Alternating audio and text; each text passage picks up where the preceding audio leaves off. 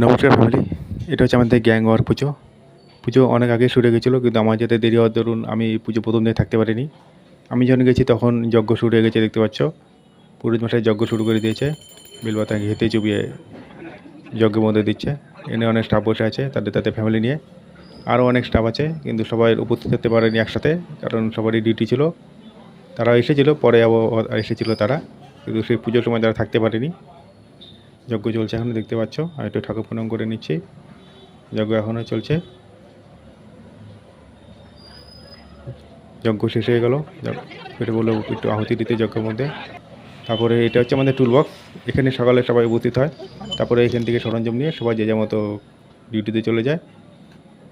টুল বক্সে পুজো হয়ে যাওয়ার পরে সব স্টাফগুলো তাদের গাড়িকে পুজো করেছে, দেখতে পাচ্ছ। পুরোজনটা এক এক করে প্রত্যেকে গাড়ি পুজো করে দিচ্ছে। আমাদের তপনদা পুজোর থালা ধরে দাঁড়িয়ে আছে, দেখতে পাচ্ছ। পুরোজনটা খুব ভালো মতোই